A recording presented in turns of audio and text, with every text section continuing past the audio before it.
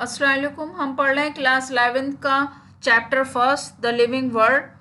Last class में हमने binomial nomenclature के बारे में पढ़ा था। आज हम क्लासिफिकेशन, टेक्सोनॉमी और सिस्टमैटिक्स के बारे में डिटेल में स्टडी करेंगे। तो चलिए स्टार्ट करते हैं। What is classification? क्लासिफिकेशन का मतलब होता है ऑर्गेनिज्म को ग्रुप में डिवाइड करना on the basis of similarities. जैसे मान लीजिए एनिमल्स का एक ग्रुप बना लिया, एक प्लांट का ग्रुप बना लिया। एनिमल्स के ग्रुप में सारे एनिमल्स उसके अंदर इंक्लूड कर दिए, like goat, cat, dog etcetera. और प्लांट्स में सारे प्लांट्स उसमें इंक्लूड हो गए, like rose plant, tulsi, neem, wheat, rice. All plants are included in plant group. तो क्लासिफिकेशन बेस्ड है सिमिलर फीचर के बेसिस पे और जो कैरेक्टर हमें बाहर से दिखाई देते हैं। इससे हमारी स्टडी इजी हो जाती है और सिस्टमैटिक वे में हो जाता है सारा काम, कोई कंफ्यूजन नहीं रहता। Need for classification. अब क्वेश्चन ये है कि क्लासिफिकेशन की ज़रूरत ही क्यों होती है? देखिए, इस पूरी दुनिया में मिलियन ऑफ लिविंग ऑर्गेनिज्म मौजूद हैं। अब प्रॉब्लम यह है कि हर ऑर्गेनिज्म को इंडिविजुअली स्टडी करना इम्पॉसिबल है। तो इसलिए एक सिस्टम बनाया गया ताकि वो सारी चीज़ों को एक साथ ऑर्गेनाइज कर पाएँ, और इसी सिस्टम को हम बोलते हैं क्लासिफिकेशन। जैसे मान लीजिए आपके स्कूल में लाइब्रेरी होगी। जब आप लाइब्रेरी में जाते होंगे तो वहाँ पे क्या देखते हैं कि हर चीज़ का सेक्शन अलग है। मैथ्स की बुक एक जगह पर होंगी, साइंस की अलग होंगी, इंग्लिश की एक जगह पर होंगी, हिंदी की अलग जगह पर होंगी। तो इस तरीके से हर सेक्शन है कि आप जब जाते हैं तो आपको जिस सब्जेक्ट की बुक चाहिए होती है तो आप सिर्फ उस सेक्शन में जाते हो, वहाँ पर अपनी बुक ले लेते हैं। लेकिन अगर वो सारी एक साथ रखी हूँ तो वहाँ पर बहुत ज़्यादा कन्फ्यूजन हो जाएगा और बहुत ज़्यादा टाइम टेकिंग हो जाएगा आपको सिर्फ एक बुक लेने में। तो इस वजह से क्लासिफिकेशन जो है वो इजी हो जाता है, क्योंकि एक जैसी चीज़ों को हम सिर्फ एक ग्रुप में कर देते हैं, फिर बाद में उनको और ज़्यादा स्पेसिफिक ग्रुप में डिवाइड कर देते हैं। जैसे मान लीजिए अगर साइंस की बुक है तो बाद में उसके और भी पार्ट निकल आएंगे, लाइक फिजिक्स की अलग बुक्स होंगी, केमिस्ट्री की अलग होंगी, बायोलॉजी की अलग होंगी। तो उसके और ज़्यादा स्पेसिफिक ग्रुप हो जाएंगे। लेकिन सबसे पहले तो आपको पता होना चाहिए कि आपको कौन सी बुक चाहिए है। तो इस तरीके से यहाँ पर स्टडी जो है ईजी हो जाती है। Early classification. अब क्लासिफिकेशन का ये नहीं है कि ये क्लासिफिकेशन अभी स्टार्ट हुआ, ये बहुत पुराने टाइम से, एशियन टाइम से ये चला आ रहा है। इंसान ने सर्वाइवल के लिए पहले ही ग्रुपिंग स्टार्ट कर दी थी। जैसे कि फूड है, फूड को उन्होंने डिवाइड कर दिया कि कौन सा खाने वाला फूड है और कौन सा फूड पॉइजनस है, इसको नहीं खाना है। क्लोथिंग का भी ऐसी इसी तरीके से हो गया कि कौन से कपड़े पहनने लायक हैं, कौन से यूजलेस हैं। जैसे एग्जाम्पल में एडिबल प्लांट्स कौन से और नॉन एडिबल प्लांट्स कौन से हैं। तो इस तरीके से पहले से ही वो ग्रुपिंग करते आ रहे हैं, क्योंकि टेक्नोलॉजी इतनी थी नहीं, तो वो बस जो ऑब्जर्विंग कैरेक्टर्स होते थे उसी के बेसिस पे उसको ग्रुपिंग कर देते थे।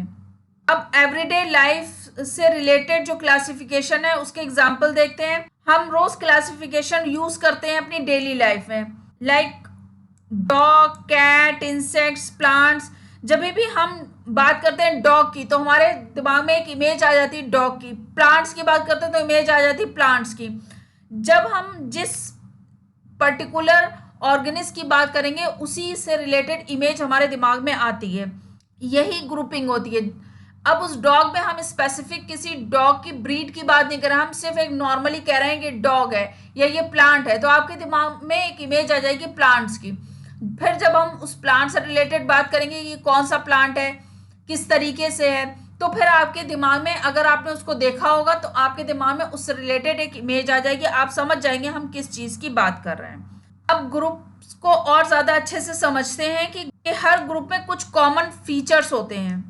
जैसे मान लीजिए मैमल्स की जब हम बात करते हैं तो हमारे दिमाग में एक इमेज आती है कि मैमल्स मीन्स इनकी बॉडी पे हेयर्स होंगे and they have a mammary glands and also have external years.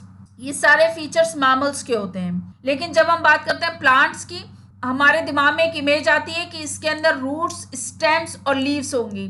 तो प्लांट्स में जब बात कर रहे हैं प्लांट्स की तो सारे प्लांट्स आ रहे हैं। लेकिन जब हम बात करते हैं स्पेसिफिक किसी एक प्लांट की, लाइक वीट की, तो हमारे दिमाग में वीट की इमेज आती है, राइस की तो राइस की आती है। इन प्लांट्स को अलग अलग ग्रुप में रखा गया है क्योंकि उनके फीचर्स के अकॉर्डिंग, इसलिए क्योंकि वीट और राइस दोनों प्लांट्स हैं लेकिन इनके स्ट्रक्चर डिफरेंट है। What is taxa? टेक्सा का मतलब होता है scientific name for group. Plants taxa, सारे प्लांट इंक्लूडेड। एनिमल टेक्सा, सारे एनिमल्स इंक्लूड। अब इसको और स्पेसिफाई कर दिया, जैसे कह दिया मैमल्स, तो इसमें सारे मैमल्स इंक्लूड होंगे। इसको और ज्यादा स्पेसिफाई कर दिया डॉग्स, तो इसमें सारे डॉग्स इंक्लूडेड होंगे। इन सारे ग्रुप को टेक्सा कहते हैं और सिंगुलर में टेक्सॉन बोलते हैं। टेक्सा का मतलब है वो ग्रुप जिसमें ऑर्गेनिज्म को रखते हैं, उसी को टेक्सा बोलते हैं। Different level of taxa. Taxa एक ही लेवल पर नहीं होते, हायरार्की होती है। जैसे एग्जांपल लीजिए, एनिमल्स एक बहुत बड़ा ग्रुप हो गया, मैमल्स उससे छोटा ग्रुप हो गया, एनिमल्स के अंदर ही आएगा मैमल्स। लेकिन अगर हम जब बात करते हैं डॉग्स की, तो और ज़्यादा स्पेसिफाई हो गया कि डॉग्स हो गया, तो सबसे बड़ा हो गया animal, then mammals, then dog.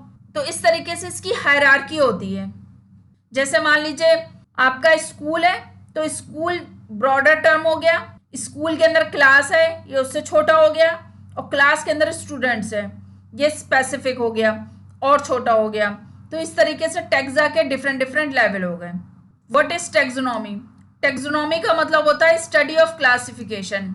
इसमें ऑर्गेनिज्म को ग्रुपिंग करी जाती है, उनके फीचर्स को स्टडी करा जाता है, और उस ऑर्गेनिज्म को अच्छे से समझने में इससे हेल्प मिलती है। तो टेक्सोनॉमी साइंस की वो ब्रांच है जिसमें लिविंग ऑर्गेनिज्म को नाम और ग्रुप दिया जाता है। Modern basis of taxonomy.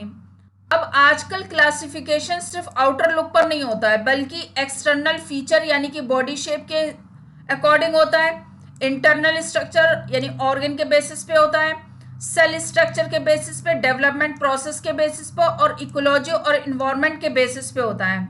यानी मॉडर्न टेक्सोनॉमी में डीप लेवल पे स्टडी करनी होती है। Basic process of taxonomy. Taxonomy के देखिए 4 मेन स्टेप होते हैं। फर्स्ट होता है कैरेक्टराइजेशन, जिसमें कोई भी ऑर्गेनिज्म होता है उसके कैरेक्टर्स की स्टडी करी जाती है। आइडेंटिफिकेशन, उस ऑर्गेनिज्म को रिकॉग्नाइज करा जाता है। देन क्लासिफिकेशन, उसको ग्रुप दिया जाता है। नोमेनक्लेचर, और उस पर्टिकुलर ऑर्गेनिज्म को नाम दिया जाता है। ये सब चीज़ें मैं लास्ट क्लास में आप लोग को पढ़ा चुकी हूँ। What is systematic? Systematic taxonomy से भी बड़ा ब्रॉडर एरिया है। इसमें स्टडी होती है डाइवर्सिटी ऑफ ऑर्गेनिज्म की, उन ऑर्गेनिज्म का एक दूसरे से क्या रिलेशनशिप है, इसकी स्टडी करी जाती है।